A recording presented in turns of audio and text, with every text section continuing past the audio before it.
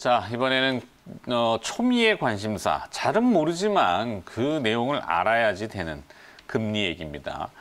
자, 시장 금리를 부추기는 요인은 과연 무엇인지.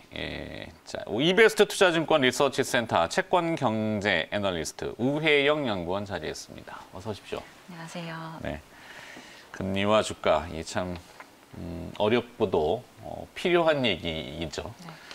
미국 금리를 지금 다들 쳐다보고 있는데 미국 국채금리, 10년물을 대충 기준을 많이 잡죠. 정책금리에 민감한 국채는 2년 단기물인데 2년 금리는 지금 거의 붙어 있고 한 번 출렁거리다가 다시 올라왔어요. 그러니까 채권 가격만, 채권 수익률은 이제 오르다가 다시 내려왔고 10년물은 1.4% 이렇게 되고 있고 전 세계 자산 시장에 큰 영향을 주게 되는데 근본적인 이유가 무엇인지 조금 시청자분들께 부연 설명을 이 금리가 왜 중요한지 얘기 좀 해주시겠어요? 네, 최근과 같이 증시가 좀 고점에 있는 상황에서 금리가 상승을 할 경우에는요. 일단 위험자산 그리고 안전자산 간의 기대 수익률이 좀 축소가 되게 됩니다. 좀 더 쉽게 말씀드리자면은 이제 안전자산에 대한 좀 선호가 높아지면서 위험자산에 대한 좀 선호가 떨어지는 투자 매력도가 떨어지는 상황이 올 수 있다는 점인데요. 특히나 금리 수준이 배당 수익률 있잖아요. 주가의 배당 수익률만큼 이제 올라오게 된다면은 자산 시장 중에서 주식 시장의 자금이 채권 시장으로 좀 유입될 수 있는 가능성이 있습니다. 똑같은 수익률이라면은 위험한 것보다는 안전한 게 더 좋으니까, 그죠? S&P 500의 배당 수익률이 현재 이론상으로 1.48% 정도 되잖아요.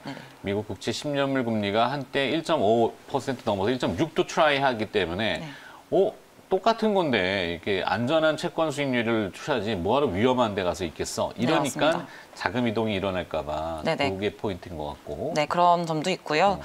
또 최근에 보시면은 미국 기술주 중심으로 조금 그 약세가 나타나는 바가 있잖아요. 아무래도 미국 주요 테크 기업 같은 경우는 좀 고성장 기업이기 때문에 장기 금리 혜택을 많이 받아온 바가 있습니다. 그렇기 때문에 금리가 상승했을 때 조금 부정적인 영향을 좀 많이 받는 그런 측면이 있고요.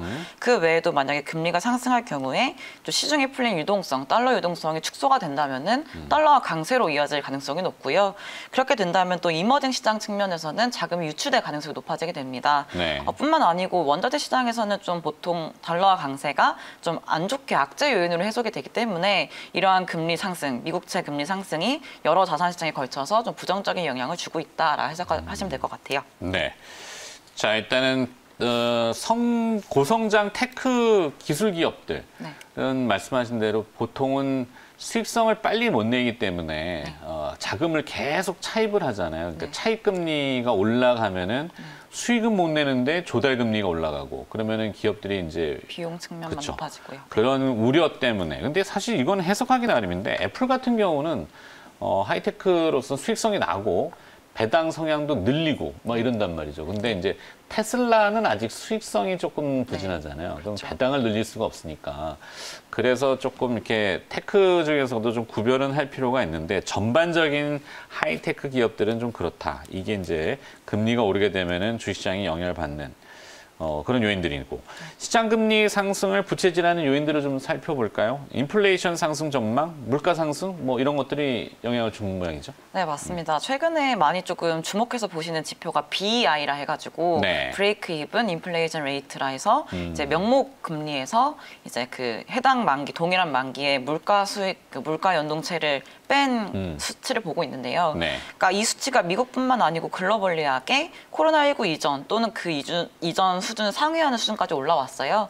그만큼 물가 상승을 베팅하고 있는 상황이다라고 보고 있는데 아무래도 그 이유는 사실상 백신 접종, 코로나19 백신 접종이 시작이 되었고 또 미국에서는 이제 조 바이든 이제 행정부에서 추가 부양책에 대한 기대감이 높아지면서 이제 경제 회복에 대한 기대감도 같이 높아지고 있는 상황이에요. 그러면서 좀 물가가 빠르게 상승할 수 있을 거다라는 기대감이 생기고 있는 거고요. 추가적으로 또 작년 4월 보시면은 국제유가가 마이너스를 기록을 했습니다. 4월에. 근데 그럼 올해 4월부터 보면은 전년 동기 대비해서 상승률이 매우 빠르게 올라올 수 있는 거죠. 이러한 점들을 고려한다면은 향후에 당분간 몇 개월 내에는 생각보다 빠른 좀 높은 수준의 물가 상승률이 나올 수 있다라 베팅을 하고 있어서 기대 인플레이션이 좀 많이 올라와 있는 상태고요.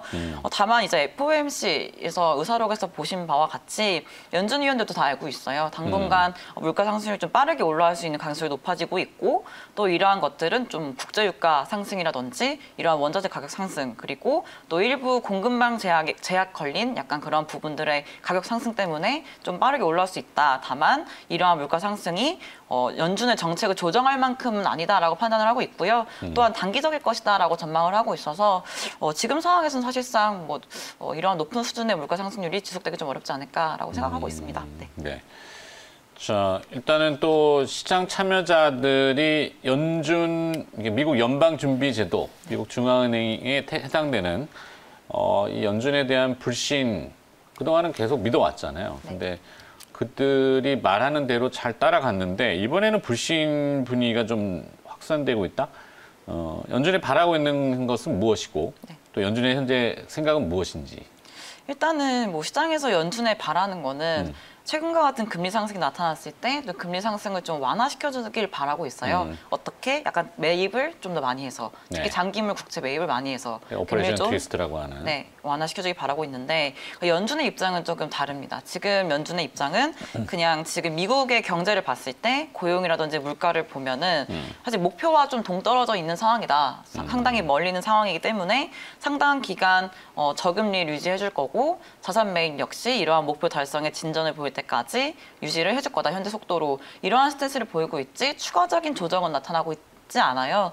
그래서 시장에서는 좀 실망을 한 부분도 있고요. 최근에 나오고 있는 오퍼레이션 트위스트 얘기가 나오고 있는 것도 사실상 조금 단기 국채보단 장기 국채가 많이 매입해주길 바라는 점에서 네. 일각에서 많이 나오고 있는 얘기고요.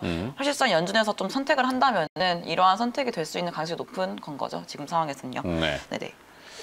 그렇죠. 기존 일상적이라면은 저게 가능할 텐데 이번 달에 앞서 제가 멘트를 좀 해드렸는데 공급 물량 왜냐하면 1조 9천억 달러의 경기부양책을 좀 준비하고 있잖아요. 네. 채권 발행을 어마어마하게 하는데 평상시 월간 기준으로 가장 많은 발행보다 2배가 이번 달에 들어와요. 4,150억 달러어치. 그 물량을 과연 어떻게 소화할 거냐. 지난번에 이제 테이퍼 텐트럼이라고 하는 긴축 발작. 네. 금리 올리면은 이게 어떻게 되지라고 하는 와다닥 놀라는 것을 이제 테이퍼 텐트럼이라고 하는데 이번에는 좀 색깔이 달라요. 서플라이 텐트럼. 그러니까 공급이 확 쏟아지면은 주식시장도 그렇잖아요. 막 물량이 막 유상증자 물량이 확 들어온다 그러면은 오버행 이슈 때문에 네. 가격이 떨어지는 그런 건데 시장의 우려, 이 긴축 발작 어떻게 확산될 가능성은 좀 없을까요? 일단은 최근에 금리 상승만 놓고 보면은 사실상 좀 연준 위원들도 그렇지만 이걸 되게 부정적으로만 해석하고 있지는 않는 것 같아요. 네. 이러한 금리 상승이 약간 경기에 대한 회복 기대감 또는 실질적인 회복에 대한 약간 반영이 되어 있는 금리 상승이라면 그렇게 부정적으로 보지 않아도 되지 않을까라는 게 연준의 위원들 얘기죠. 네, 입장이고요. 사실상 조금 이 얘기하기 전에 좀 더 말씀드리자면은 지금 연준에서 좀 손 놓고 있는 이유는 시장에서 좀 용인할 수 있는 금리의 수준이 어느 정도인지 약간 테스팅하고 있다라고 생각하시면 될 것 같아요. 네. 그러니까 만약에 어느 수준에 도달을 했을 때 사실 그 수준은 잘 모르겠지만 아직까지는 도달했을 때 시장이 좀 많이 요동치고 흔들리고 변동성이 높아질 경우에는 연준이 좀 적극적으로 매입할 수 있는 가능성이 높아지는 거고요. 골드만삭스가 그래서 2.1% 이렇게 얘기하던데. 네. 근데 지금 상황에서는 사실 다 몰라요. 어느 수준이 될지 몰라서 네. 어느 정도 이제 시장이 좀 변동성을 많이 볼 것 같고요. 그래서 아무튼 이러한 수준이 도달했을 때 연준이 적극적으로 개입을 해줄 거다라는 기대감이 그래도 있는 상황인 거고 만약에 말씀해 주셨던 것처럼 텐트럼 말씀을 드리자면 발작이죠, 발작 텐트럼. 네, 앞서 말씀드렸듯이 사실 금리 상승이 그러니까 물가 기대 인플레이션 때문에 올라오고 기대감 때문에만 올라오면 문제가 있는 게 맞아요. 근데 만약에 진짜로 고용이 회복되는 좀 조짐이 보이고 지표들이 개선되면서 금리가 상승한다면은 이거를 부정적으로만 보지 않을 것 같다라는 생각이 드는 거고요. 네. 연준에서도 이제 말을 항상 하고 있는 거는 고용을 좀 집중해서 말을 하고 있는 상황입니다. 고용이 완전 이제 고용까지 도달을 하고 그 이후에 추가적으로 이제 좀 고용이 안정됐다라고 확신을 가질 때까지 연준은 조정을 하지 않을 거예요. 아무 정책 조정을 하지 않을 건데 만약에 회복이 빨라졌어요. 그러면은 연준이 좀 빠르게 긴축에 나설 수 있는 가능성도 있는 거죠. 근데 만약에 제가 말씀드렸듯이 경제가 회복되는 상황에서 금리 상승을 하고 연준이 나서주는 거라면은 사실상 이러한 좀 긍정적인 펀더멘털을 이제 반영을 하면서 금리가 좀 빠르게 상승하고 긴축을 전환하더라도 시장에서는 그렇게 강하게 부정적으로 판단할 것 같지 않다라고 말을 할 수 있을 것 같거든요. 네. 그래서 만약에 경기가 좀 좋아지는 것이 바탕이 된다면은 이러한 우려하고 있는 긴축 발작 같은 건 조금 일어날 가능성이 좀 적지 않을까라 생각을 하고 있습니다. 네. 오늘 저녁이죠. 우리 시각으로는 저녁 10시 15분에 미국의 ADP 민간 고용 동향이 발표가 되잖아요. 네. 이전치가 17만 4천 명 증가, 이번에는 17만 7천 명 증가로 나타난단 말이에요. 만약에 고용이 증가했다 그러면은 시장 금리는 또다시 오를 수 있는데, 연준의 그동안의 얘기들을 들어보면은 고용이 안 좋을 거야 이렇게 얘기하는 것 같아요. 왜냐하면 텍사스의 한파 때문에 그걸 믿는 것 같거든요. 아니면 좀 뭐 숫자를 조금 이렇게 뭐 조절을 한다든지 그러면 안 되는데, 연준을 감시하는 기구도 사실 마땅치는 않거든요. 그냥 그렇다 그러면 우리는 그렇게 받아들여야 되니까, 만약에 고용 수치를 깎아버려가지고 금리를 확 낮춘다면은, 그리고 또 채권 수요를 일으킨다면은, 뭐 채권 수요 일으키는 방법이야 뭐 여러 가지가 있지만, 과거에는 그런 것도 있잖아요. 이란 같은 데를 툭 쳐버리면은 미국 국채의 수요가 확 올라온다고요. 네, 그렇게 하지는 않기를 바라는데, 하여튼 시장이 이게 그냥 단순히 보이는 것만 가지고 판단하기는 정말 어려운 것 같아요.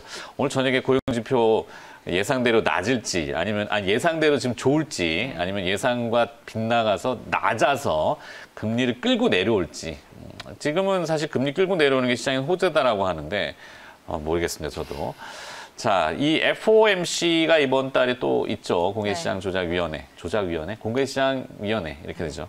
오퍼레이션 트위스트 아까 얘기도 하셨는데, 그런 언급들이 과연 있을 것인지, 제롬 파월 연준 의장이 이제 4일날 또 뭐 얘기한다고 하는데, 네네. 4일이면 또 내일이네요, 내일. 네. 뭐가 있을까 좀?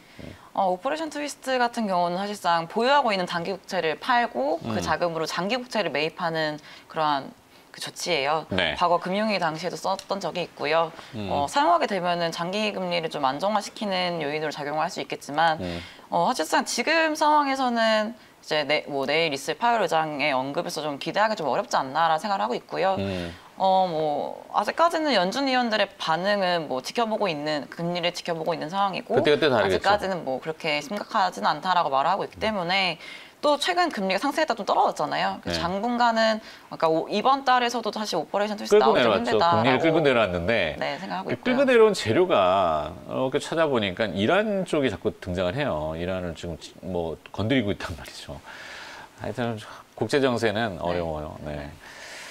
자, 뭐 오퍼레이션 트위스트뿐만 아니라 IOER 같은, 그러니까 초과 지준율 금리를 살짝 만진다든지, 아니면은 뭐 영내포 금리를 조금 살짝 만진다든지, 만진다는 표현은 이제 시장을 어떻게든지 수익률 곡선이라는 거를 지금 조절을 해야 되잖아요. 네. 서 있는 스티프닝을 플랫하게 내려와야 되니까, 끄집어 내려와야 되니까, 그 방법을 무엇을 쓸 거냐. 그러니까 오늘 저녁에 고용지표 보고 고용지표가 안 좋으면 당연히 스스로 내려올 거고, 고용지표가 예상보다 좋으면 더 쓸 텐데, 그 쓸 때는 오퍼레이션 트위스트, 뭐 IOER, 뭐 이런 것들 막 꺼내겠죠. 카드를 막 꺼내가지고 우리는 준비돼 있어. 근데 시장이 이걸 믿어주느냐, 이게 문제인데, 뭐 어쩌겠어요. 하도 워낙 막강한 조직이다 보니까 안 믿기도 뭐하고 따라가기도 뭐하고. 근데 지난주에 7년물 입찰할 때 해프닝이 있었잖아요. 입찰 수요가 미달했고 막 이렇게 해갖고 금리가 그때 솟은 건데, 이번에 또 그럴까 모르겠네 저도. 당분간 증시에서는 이 금리 민감도가 높겠죠. 아무래도. 네. 결론적으로는 이 금리 상승이 정상적으로 이루어진다면은 괜찮은데, 너무 가파르게 가다 보면은 분명히 충격을 줄 거고. 밸류에이션과 디스카운트 요인, 요것도 한번 풀어봐 주신다면요. 그러니까 2000년 이후부터 보시면은 S&P 500 지수랑 미국채 금리, 10년물 금리랑 상관관계가 마이너스 0.81 정도라는 통계가 있더라고요. 거꾸로 간다는 얘기죠. 네, 맞습니다. 금리가 상승을 하면 이제 주가의 밸류에이션이 떨어지는 약간 모습을 보이고 있는 그런 상황이고, 생각보다 그 마이너스 0.81이라는 게 좀 마이너스 정도가 큰 크네요. 거거든요. 마이너스 1 되면은 거의 완전히 반대로 가는 거고. 네, 그죠? 맞습니다. 네, 네네. 0.8까지 갔으면은 그냥 반대로 간다. 이렇게 보면 되네. 네, 근데 다만 주의할 점은 뭐냐면은 금리가 상승한다고 해서 증시가 빠지냐 또 이건 아니에요. 그러니까 과거 보시면은 그러니까 금리 상승 국면에서 이제 금리가 상승한 배경을 봤을 때 주가의 추이가 달라졌다라 말씀을 드릴 수 있을 것 같아요. 그러니까 만약에 금리 상승이 경기 회복이 바탕이 된 금리 상승이냐 또는 이제 연준이 긴축을 하면서 유동성을 걷어들이면서 금리가 상승했냐라고 이제 좀 구분할 수 있을 텐데 만약에 전자 같은 경우에는 만약에 경기 회복이 이제 좀 기대감이 높아지고 반영이 된 금리 상승이었다면은 주식 밸류에이션 상에서 이자율은 조금 상승률이 더 더딘 반면 성장률이 좀 빠르게 올라오기 때문에 오히려 주가는 더 갔습니다. 네. 그렇기 때문에 만약에 기준금리 인상이나 QE가 나타나기 전까지는 만약 금리 상승이 경기 회복에 대한 기대감이 반영되면서 상승을 했다면은 추가적으로 갈 수 있는 상황이라고 판단을 하고 있고요. 만약에 또 이제 유동성을 걷어들이는 긴축에 돌입해가지고 금리가 상승하는 국면에 들어선다면은 증시는 좀 빠질 수 있겠죠. 그러니까 지금 금리 상승은 사실 조금 더 지켜봐야 할 필요성이 있지 않을까라 생각을 하고 있어서 조금 금리 상승에 주목을 하시면서 시장을 보시면 좀 좋을 것 같습니다. 네. 그러니까 금리가 상승하더라도 성장률이 금리를 넘어서면은 네. 그 당연히 주식시장에는 좋은 걸로. 맞아요. 예. 그렇죠. 왜냐면 이 성장률이라는 거는 모든 기업들의 수익성의 합 내지는 국민 뭐 생산들의 합 이렇게 되니까. 네. 근데 그거를 이제 금리가 따라오면 되는데 금리가 먼저 앞질러 가거나 이러면은 이게 뭔가 잘못됐다 네. 이렇게 보는 거고. 요 차이점, 성장률이나 경제 지표하고 금리의 이 동행하는 성질들을 좀 봐야 되는 거. 그죠? 네. 초반에야 이제 금리가 꿈찔하면은 아까 얘기했던 그 코릴레이션이라고 하는 그 상관계수가 마이너스로 조금 벌어지는. 네. 어떻게 풀어야 돼요? 네. 자, 정리. 네. 그러면은 어떨 것 같아요? 금리는 어떨 것 같고 주식시장은 좀 어떨 것 같고 이렇게 전망을 좀 해서 결론을 좀 내주셔야죠. 이게 밸류에이션만 여쭤보다가 말아버렸네. 네, 일단은 뭐 금리 방향성, 연내 방향성을 좀 말씀드리면 제가 예전에도 말씀드린 바가 있는 것 같은데 금리는 이제 상승세 가 보일 거다. 연간으로 봤을 때 당연한 얘기일 수도 있겠지만 금리는 상승하는 이제 형태로 이제 갈 거다라고 전망을 하고 있고 이제 여기서 이제 연준이 개입을 하냐 마냐에 따라서 좀 달라질 건데 만약 연준이 개입을 해준다면은 그 상승 속도가 좀 완만해질 수 있다라고 판단을 하고 있는 거고 그렇지 않으면은 생각보다 가파르게 좀 상승할 수 있을 텐데 만약에 하반기에 갔을 때 경기 회복이 정말 일어나서 고용도 잘 나타나고 다 백신 맞고 다 나가 소비하고 고용도 다 회복이 된 상황이에요. 그러면은 이제 연준이 긴축에 대한 얘기를 좀 더 빨리 끝낼 수 있는 상황이 온다. 그렇게 되면은 그 상승 속도는 좀 더 가팔라질 수 있다.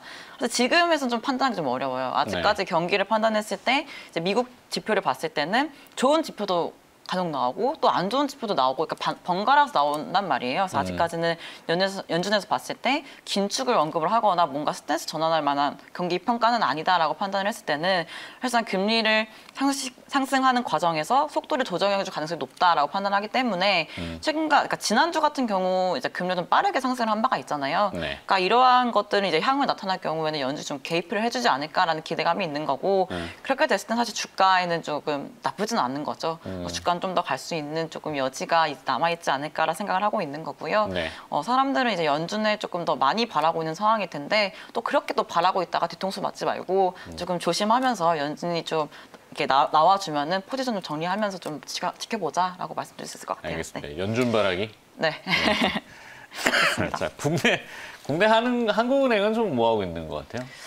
한국은행은 좀 이제 저희 추경을 할 거잖아요. 그러니까 추경을 할 거기 때문에 이게 직매입에 대한 얘기도 좀 많이 나오고 있는데 그래서 한국은행이 직매입에 나설 가능성은 정말 거의 희박하다라고 판단하고 있습니다. 다만 이제 지난주에 말을 했듯 이제 단순 매입은 해줄 거예요. 상반기 5조에서 7조 원 정도 해줄 거기 때문에 규모가 크다고 이제 보긴 좀 어렵고 이거를 봤을 때는 이제 한국은행도 개입을 해주려는 시도를 하고 있다라고 보는 게 좀 맞지 않을까라 보고 있고요. 국내에는 조금 뭐 장기물 매입을 이제 조금 뭐 보험사나 뭐 증권사 이쪽 좀 기관들이 많이 좀 해주지 않으면 수급이 조금 힘든 상황일 것 같긴 한데 네 한번 잘 보시면 좋을 것 같아요. 알겠습니다. 네. 여기까지 하더라도 어려운 지루한 금리와 주가 얘기. 사실 금리 얘기 들어가면 너무 오래 가야 돼서. 이베스트 투자증권 리서치센터 채권경제 애널리스트고요. 위혜영 연구원이 수고해 주셨습니다. 오늘 고맙습니다. 감사합니다. 네.